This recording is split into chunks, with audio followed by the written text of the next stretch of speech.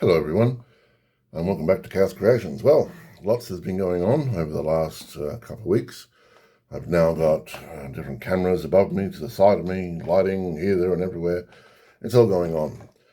But at the end of the day, I'm still an old dog trying to learn all these new tricks. So for me, it's going to be a little bit slow going. The end result is I want to be able to give a better quality video to everyone out there. So this means buying more equipment, which isn't cheap, and better effects and so forth, and crossovers so I can put this on the screen and so forth. And I am not the most easiest person to learn some technology, so please bear with me as I go through it all. And it should get better and better as time goes on now. I'm going to invest in some other equipment soon that will make it better, and you'll also see videos of me playing actual games of the old world, Mordenheim, and a few other things coming up later on. But for now, I want to explain to you why you see some Chaos Warriors in front of you and not Tomb Kings. I am very well known for burning out too quickly. I go 110% with something, and then I get to a point and it's just like, no one's doing this. I'm doing this by myself. I'm not having any games. I'm getting bored, and I move on. So for Tomb Kings, I don't want that to happen. So I decided they're all glued together. They're all undercoated. What I'll do is I'll wait for the third or fourth week of the pre-orders, and then I'll get into them. And so in the meantime, I've got a lot of chaos. So I thought, let's just at least put them on bases, and that way we can put them in a show cabinet for the next 6 months, and then when Chaos Box Set comes out, we can review that, see what we need, what we don't need, and I've got a whole lot of things already on bases raring to go. All right, so before I start, I have for the last Christmas till about now been corresponding with GW Australia and GW in England. I think it's England anyway. It says UK on the email, so I would assume so. And I asked some questions like, why does it cost so much to come to Australia for all your products? And also, why are we waiting 5 weeks when the rest of the world is getting it straight away? And I got the usual runaround at the very beginning. And the reason why, first of all, the reason why prices were so high in Australia is we are investing heavily within Games Workshop within Australia, and therefore we need to reap our costs back. And I was like, what? What does that mean, you're heavily investing? You've got stores freaking everywhere. You're heavily investing, all right, but you are not like the price is going to come down. I'm not seeing like with every 5 boxes I get a free box or something. I don't understand what heavily investing actually means. So after a while, I did get told because I was asking about why do we have to wait 5 weeks, and in one of the emails it mentioned the fact that look, we have to pack everything up and fly it from England to Australia, and that is not cheap at all. And then it goes to Sydney, and then once in Sydney, it all gets unpacked, repackaged to where it's going, to which state, and then from that, it'll all get sorted out and blah, blah, blah, blah, blah. So from what I understand, it goes from Sydney, it gets put on a truck, comes all the way to Perth, and then some of the Morley, the Carrinup store gets their shipment, and then the Perth store gets their shipment, Baldivis gets their shipment, blah, blah, blah, blah, blah. So, I had heard stories about it was because, they had to find shipping routes around the Red Sea or the Dead Sea or something, and the Suez Canals or something, but it does turn out they actually do fly everything over here. And that's why it's expensive, because let's face it, UK is pretty far from Australia. That's a long distance. So, and those boxes aren't small, they're huge boxes. So, if you've got to ship over, I don't know, let's say 5,000 to Australia, that's like, 5 planes worth and so forth.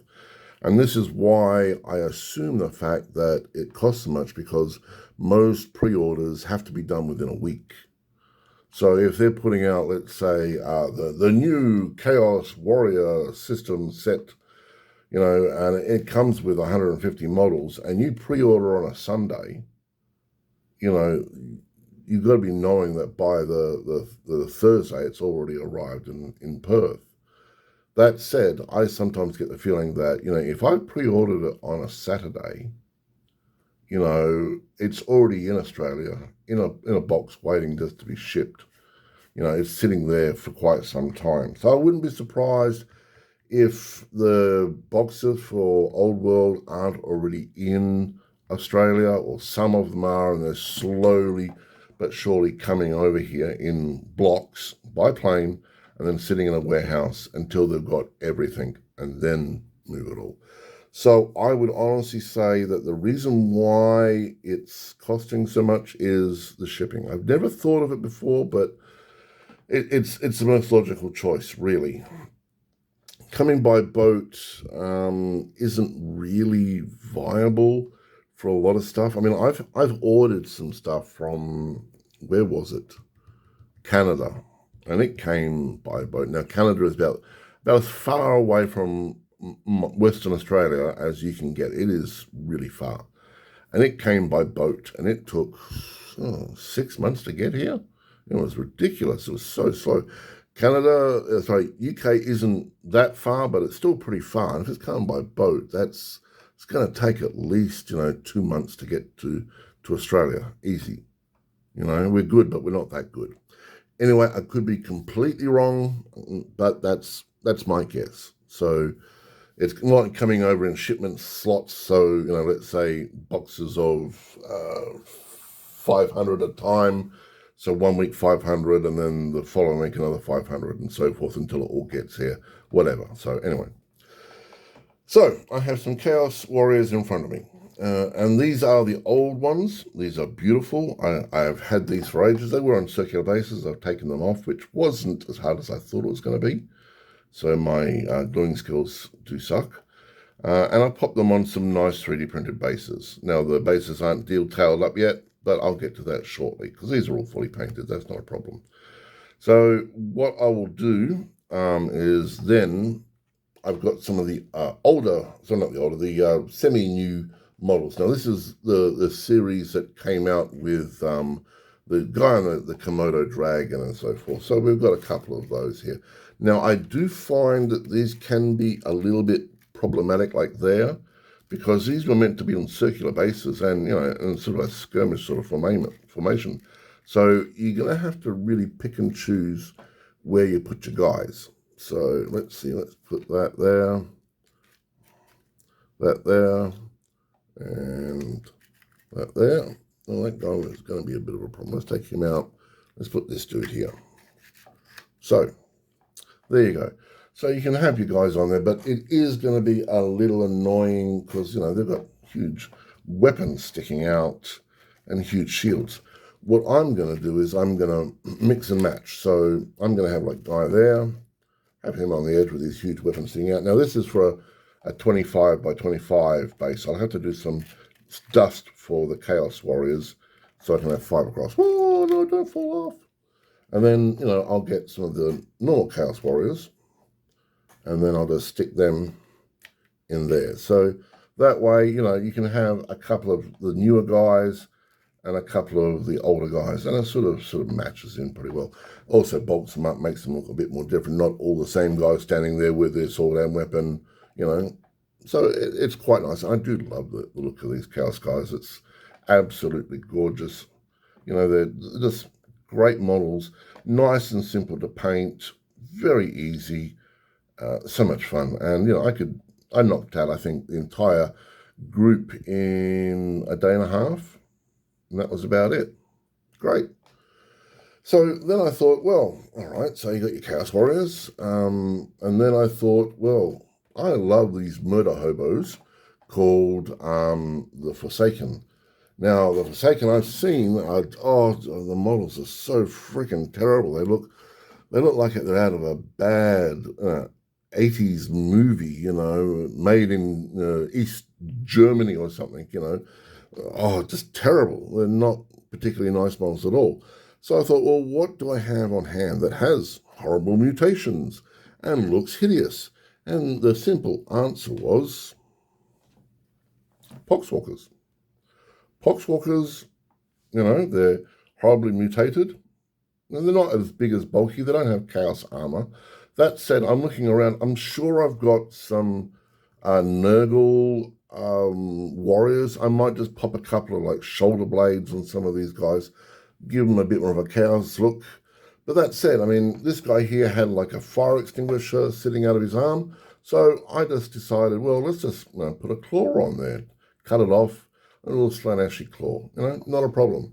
And the other one I did was this guy. So I took his old face off and I put a bloodletter face on there.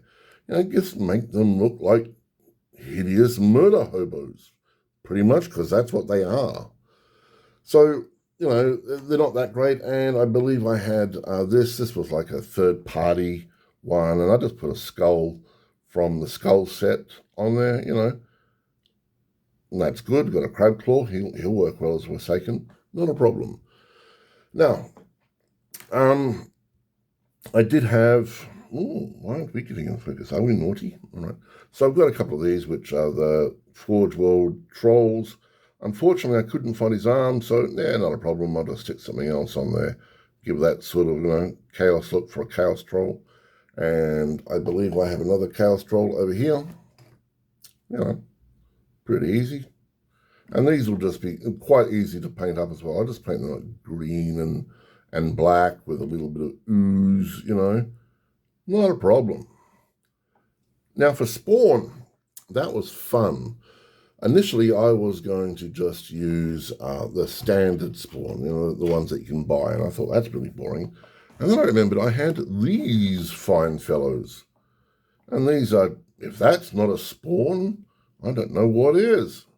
Does that look like a Spawn to you, ladies and gentlemen? It does to me.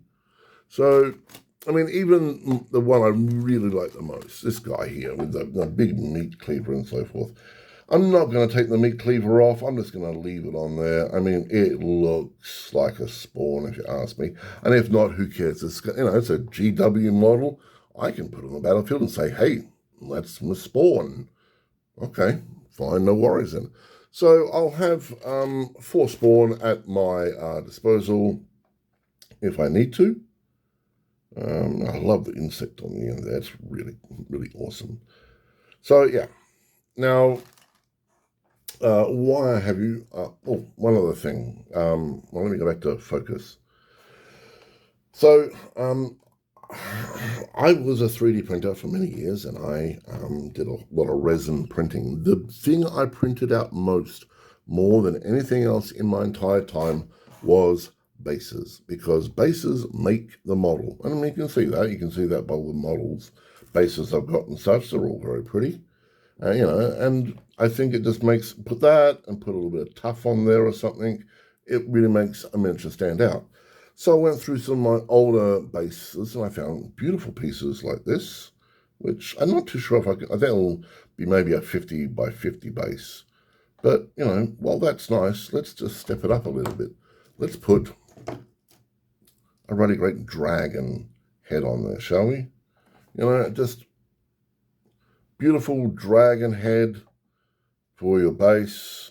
We can just maybe have your champion sitting on top of it, 1 foot there, 1 foot there, expiring to the rest of the battle and so forth. I mean, that would be good for like your Chaos Warlord or your Demon Prince, just looks really beautiful. But while I do a lot of bases, I want to show you the other things, because people are saying to me that, resin prints, are too over the top. They're too, fanciful. And here we have a 3D print of an old-fashioned troll. There's nothing wrong with it. It's beautiful, it's colorful, it's playful, and it's the correct size. So you don't have to go over the top with a 3D print to get a good quality print, okay? You can just take your time and have some fun. Now, I have made a few naughty purchases. You have seen my Heinrich Klemmner and my Krell. So I thought for my Chaos Army, a nice demon prince. So I picked this up off eBay for $100 a while ago.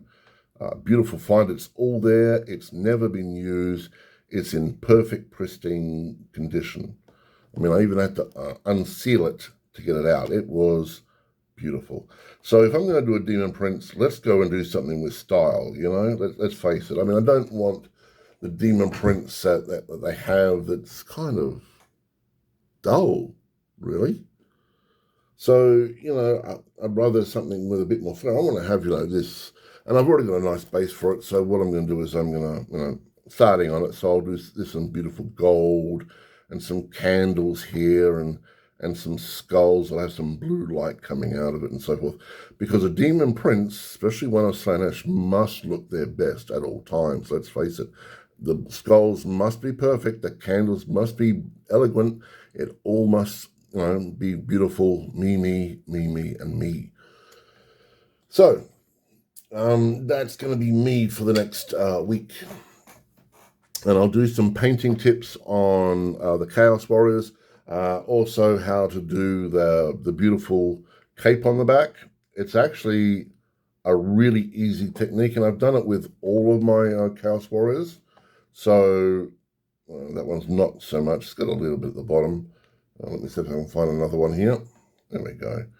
And it's a beautiful blending technique. The way it's done, you wouldn't believe it. It's like, that's it. You know, it's quite shocking.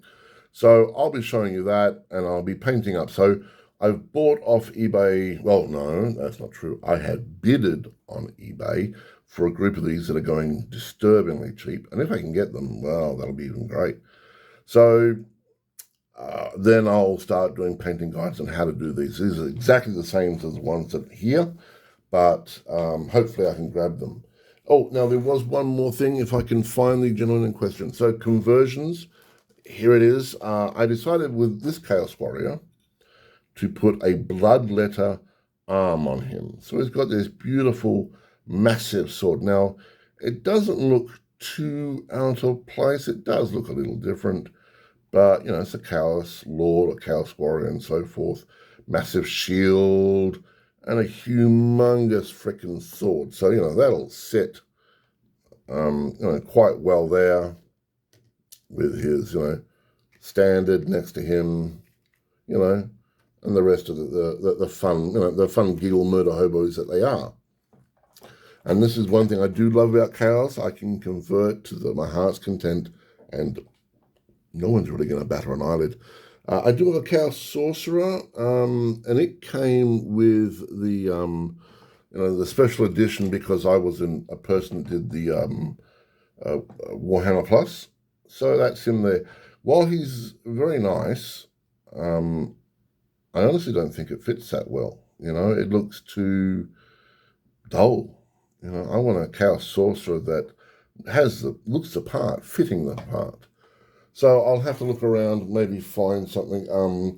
I like some of the older metal miniatures, like the old, like, you know, the ones where it has like a spider up a torso and the arms hanging down, or the Slaaneshi, like, you know, head and, you know, the body of a Chaos Warrior, things like that. Some of the old metal miniatures, if I could find one of those, that would be one of my spellcasters. I mean, there's an old Zinch one. He has his fingers like this, and he has like a scythe and so forth.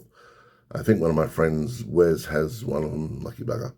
But something like that would be perfect, you know, because, you know, in the army, I want to have a lot of Zinch wizards just wandering around the battlefield, just nuking stuff like crazy. Okay, well, I think you've had me babbling along for way too much right now. So what I'll do is I'll edit this video and pop it up there.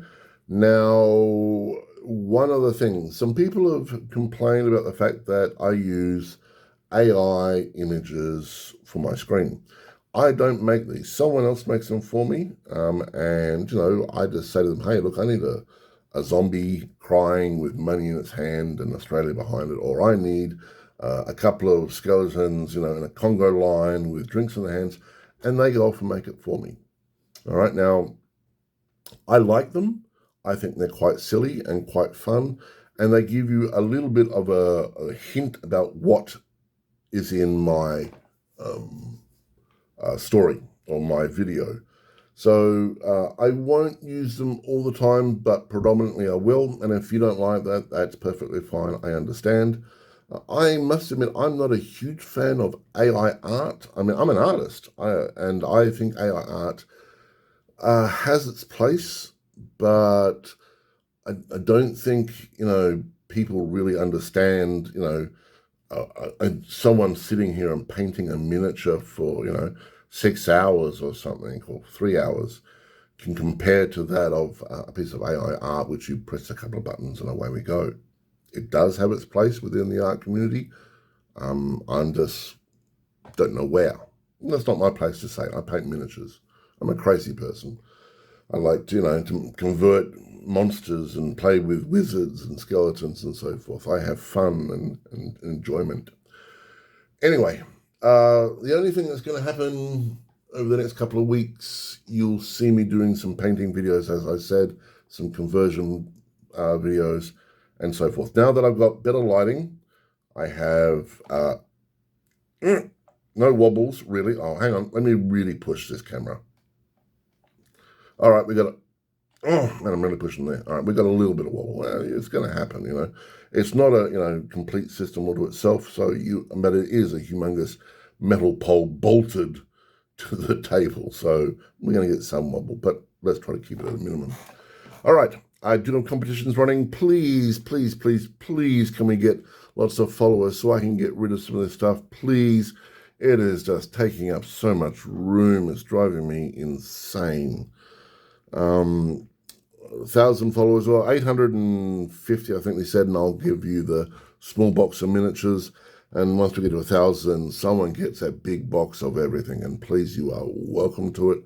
I want it gone. And then also the Adeptus Titanicus box set at 1,500. And then after that, I'm going to start just randomly giving away pieces of terrain to people. Hey, you, would you like a freeway for Legions Imperialis? Hey, you, would you like this for Legions Imperialis? I have a lot of terrain that I printed out, and I don't particularly want it anymore. So if you would like it, get your friends, anyone else, and just get them to subscribe to my channel, and you and me can both benefit from this. Thank you very much. This is Chaos signing off. And as I say, love the game, love life, Chaos out.